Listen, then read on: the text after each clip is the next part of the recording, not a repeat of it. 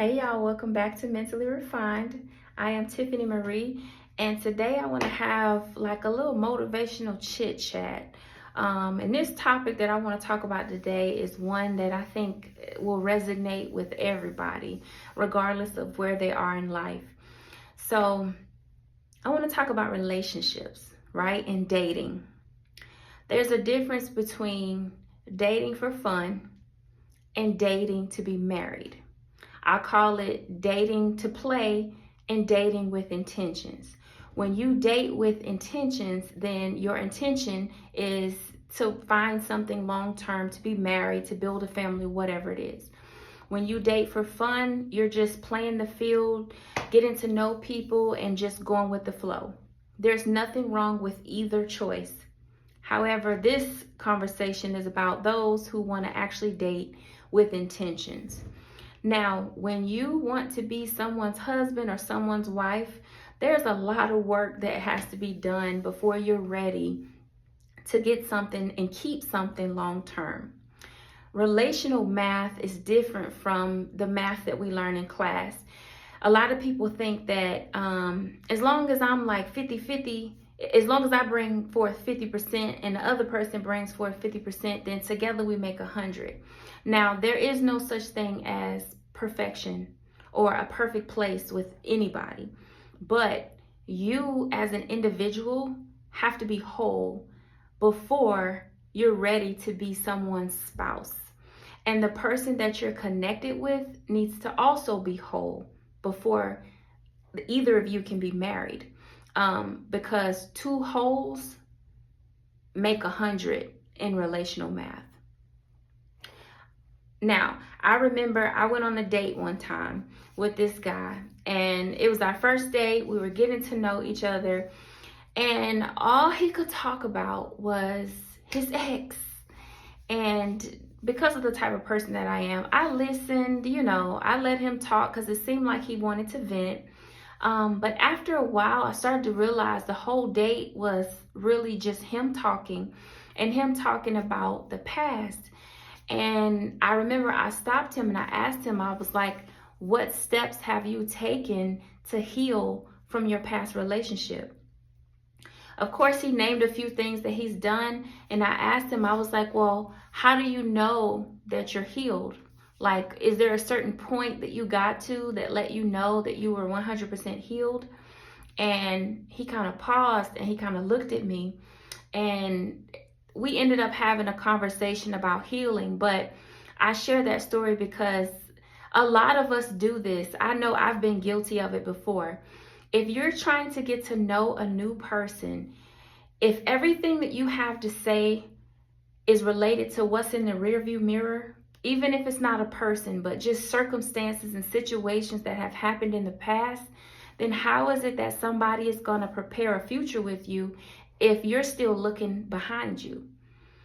Now, I'm not saying you have to ignore the things that you've been through, because if you ignore them, then you miss the blessings and whatever you were supposed to learn from whatever you went through. Some people spend more time beating themselves up because of the decision they made with the person that they selected. But you can't rewind time. So you can either heal from it and move forward, or you can stay looking in the rearview mirror and end up crashing and burning, because you can't, when you're going forward, when we drive, we look straight. We don't look behind us. And the same is true for life. Life goes forward with or without your permission. So if you're going forward, but your head is constantly turned looking backwards, you're eventually going to crash and burn. Now, when it comes to healing, everybody's journey and process is going to be different. Not everybody has to go to therapy to heal. But one thing that has helped me is whenever I'm ending a relationship, I reflect on, number one, why did I choose this person? And sometimes that answer is not really an answer that's appealing to me. And then I have to sit with that. But that's a part of the growing process. After I go through that, then I ask myself, okay, did this person have familiar patterns that I've seen in the past that I know I don't like? And that's when I start contemplating those non-negotiables. Like, okay, well, you said you didn't want somebody who did this, and you saw them doing that. So then I asked myself, okay, well, why did you ignore those red flags? Like, what about this person made you want to completely ignore the standards that you have set for yourself? Then I have to sit with that. And then from there, I focus on the things that I've learned from that person. Now, sometimes we can be in relationships and situationships with people that are so toxic that we cannot fathom anything good that could have come out of it. But I promise you, there is always something good that has come out of a situation, even in the worst circumstances. And sometimes that thing is whatever you learned. And it could be what you learned not to do going forward. And that's okay. Learning things from situations is how you grow. It's what makes you stronger, and it also helps you to make better decisions going forward. So don't beat yourself up if you've made a lot of bad dating decisions with people and you've been following cycles and patterns. It's okay. But you're not going to break the cycle if you don't sit and figure out why you're even falling for these types of people in the first place. Now, when you figure out what about the people that you're falling for is like attractive to you, then that's when the journey gets real. Because sometimes we're attracted to things and people that are not nice, but it's familiar to us because of maybe how we were raised or how we were treated. And a lot of times it stems back to our childhood. So once you're able to pinpoint what that is that keeps you in this cycle of unhealthy relationships, that's when you can reach your pivot point to actually maneuver into something better. Now, I remember a time when I was going through the motions with breaking up with someone, and I was so frustrated with myself. And if I'm honest, I was frustrated with God, because I'm like, okay, God, I know you said that you would never leave me or forsake me. You will always protect me. So how is it that you allowed me to get into these situationships with these people? Why didn't you stop me? And then I have to remember that God gives us free will. So the word, which is everything that's written in the Bible, it's our rule book for life. And you have to open it and you have to read it to get all the tools and rules that we should really follow, or I should say regulations that God wants us to follow.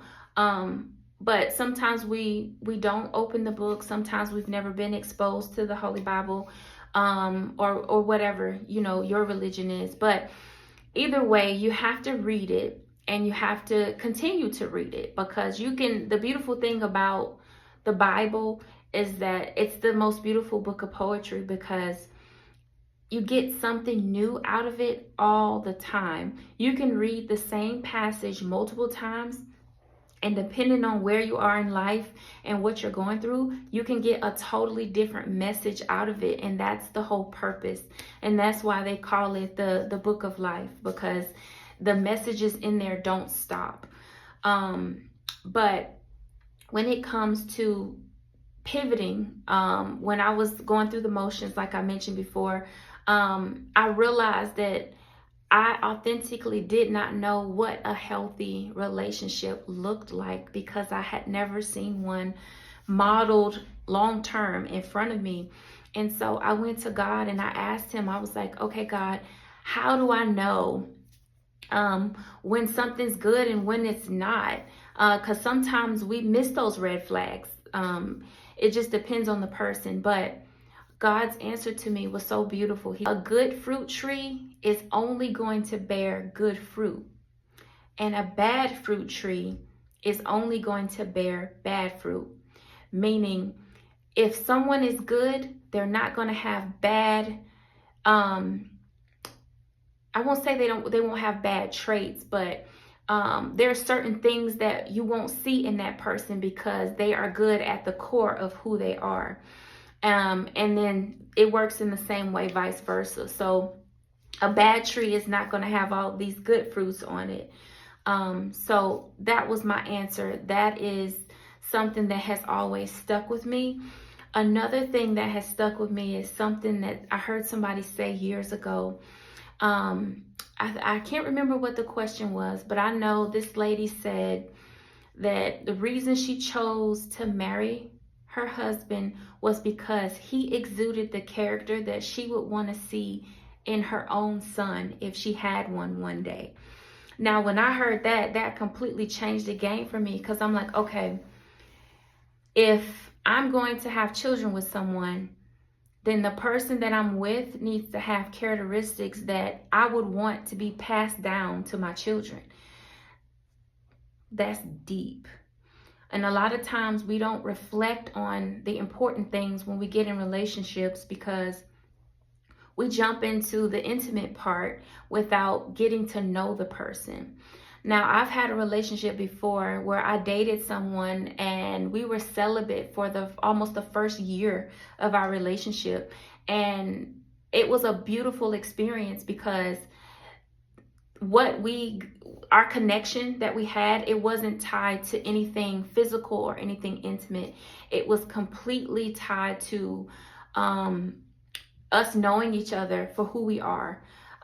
So that's just an example of my story. But I say all of that to say, if you are going to date intentionally, heal with whatever you've been through with the previous people or person before you move into a new situation, because your new situation shouldn't have to pay for the mistakes of what someone else has done. Now, again, we're not going to reach a perfect place, and that's okay, but you can at least reach a place to where when things cross your mind, or if you're asked questions about your past, that it doesn't trigger emotions that are negative. If you're able to talk about what you've been through in a positive way, and you're able to speak about it in a way where you're highlighting what you learned from the situation, then you know that you are on track to being healed. But if you continue to talk about the past and you're bitter and angry from what they did, then you still have some work to do, and that's okay. I didn't mention this before, but another step that you should take in the beginning when you are moving away from someone is to forgive that person for everything they did and everything they didn't do. There's no perfect people in this world, and sometimes we get upset with people for not being who we wanted them to be or needed them to be, and sometimes we have to just leave, grieve, and receive. Thank you for the time I spent with this person. We had some amazing times together. That's not the person that God has for me. And I have to move forward to find the person that He does have for me. So don't get weary in well-doing, meaning don't get in a place of where you're tired of waiting for what God has for you, and then you start to settle and you start to tolerate things that you know you don't want. I promise you, it's better to wait long than to marry wrong. So when you have standards, stand on those standards. And when you're getting to know someone, ask questions that matter. Ask them questions about how they think about certain scenarios, or, things that would matter to you in your marriage. And you'll have a happier, healthier relationship. I myself am still on this journey, but I've done a lot of work on myself, and I'm very proud of the woman that I've become.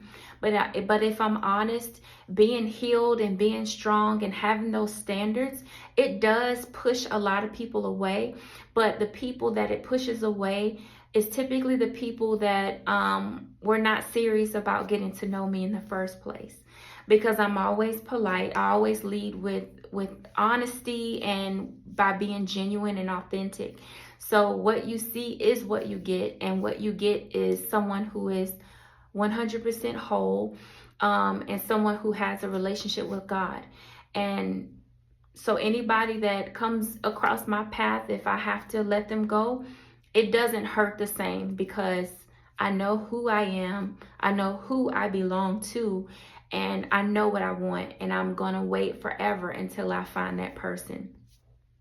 I hope that this message blesses you guys. Like, comment, subscribe, and share. And I'll be back again with more mental motivation. I love you guys.